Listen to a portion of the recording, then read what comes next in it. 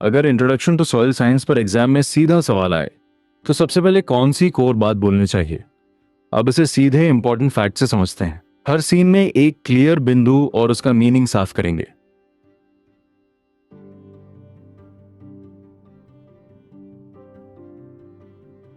सबसे पहले बेस बिंदु समझें।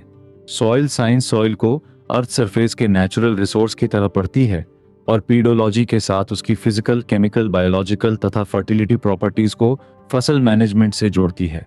यानी सॉइल को सिर्फ डर्ट नहीं बल्कि मैनेज्ड नेचुरल रिसोर्स की तरह पढ़ा जाता है। सॉइल शब्द लैटिन के सोलुम से आया है, जिसका सीधा मतलब फ्लोर होता है।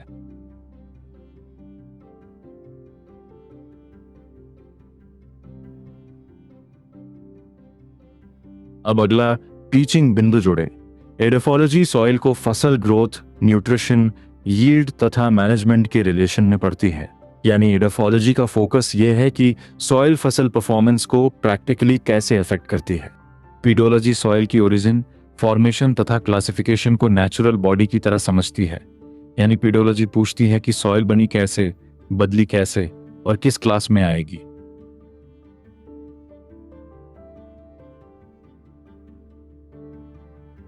अब अंतिम बिंदु जोड़ें।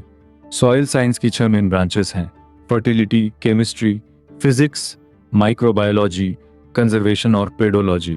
यानी ब्रांच नेम्स अलग हैं लेकिन मिलकर यही पूरा सॉइल स्टडी मैप बनाते हैं। ये ब्रांचेस मिलकर nutrient supply, chemical reactions, physical condition, microbial गतिविधि, इरोजन कंट्रोल तथा सॉइल जेनेसिस जैसे पूरे सॉइल प्रणाली को समझाती हैं। इन सबको साथ पढ़ने पर न्यूट्रिएंट से जेनेसिस तक पूरा सॉइल प्रणाली एक फ्रेम में समझ आता है।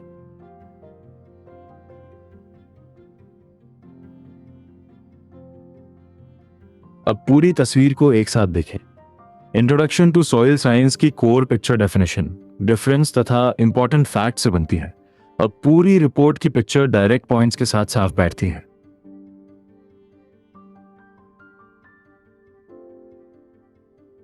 ऐसे ही एग्रीकल्चरल कॉन्सेप्ट्स के डॉट्स को कनेक्ट करने के लिए एग्री डॉट्स के साथ बने रहें।